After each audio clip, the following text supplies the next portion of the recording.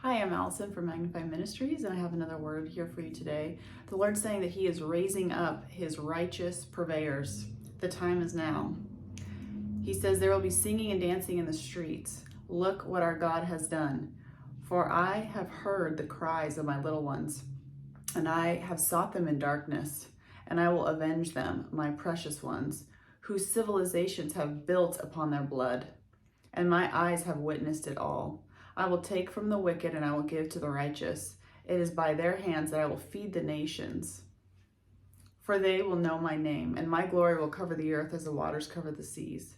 Do not be afraid when I uncover what has been going on behind the scenes in the churches and charities. Praise your God, because exposure produces revival.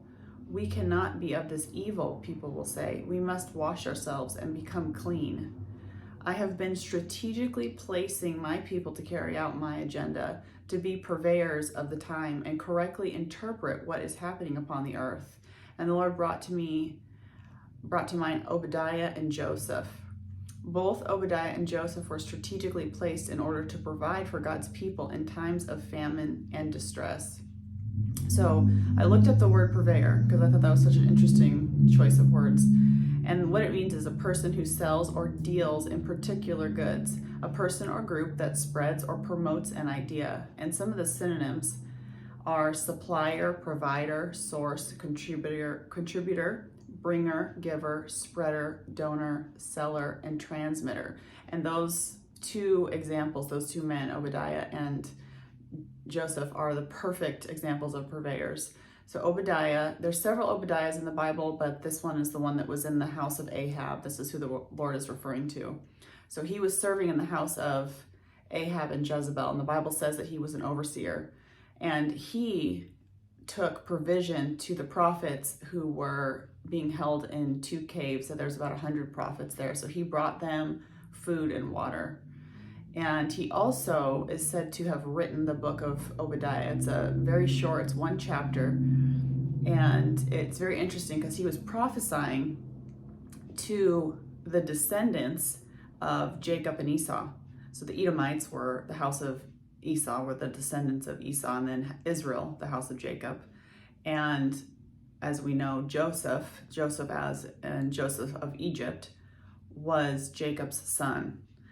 And what basically the gist of what Obadiah was prophesying is that because the house of Esau, the Edomites, had come against Israel like they had, that they now were going to fall. And because the Lord was saying, basically, you're coming against your brother. These are your brother's descendants that you're coming against. And so one of the things that the Lord was showing me is that the house of Edom, and some of these we had talked about a few videos back about the bloodline families and about these very powerful families that run things that are seemingly above the law, that are in all these secret societies and whatnot, and they can trace their descendants back to Esau and other places. So he's saying, though, that these families are going to fall, and that his righteous families, the house of Israel, his people, they are going to recover all the things that have been stolen from them. And they are the ones that are going to be God's righteous purveyors now. And so this could be on a very personal level for you with family and different bloodline things. And this is also on the big picture. And this is going to cause nations to come into their inheritance right now. So this is what the Lord's doing. And so this is what's prompting.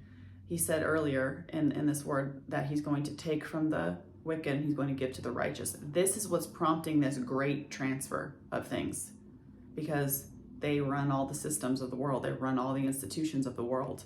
And so that's what he's saying. He's saying, don't be surprised. Don't be disheartened when I reveal what's going on in the churches and the charities. And he's always going to start in his house first, and it's going to trickle into the other areas. And we're already seeing things come out in the news for several years now about what's going on in the church. But that is just the tip of the iceberg. So as far as purveyor, let's go to Joseph. So Joseph was the son of Jacob, Israel. And, you know the story of Joseph. He was sold into slavery. He was in Potiphar's house, and he was in the dungeon. And then he was raised up to be second in command of all of Egypt. And what happened then was then the Lord could usher in his family in Israel, in Jacob's family, etc., into Goshen, so they were protected during the famine. And when you go and read, if you go and read Genesis, just that chapter where his family comes before Pharaoh, he said, hey, I moved my family here because of the famine and all of this. And Pharaoh's like, give them the best land, they could be in Goshen.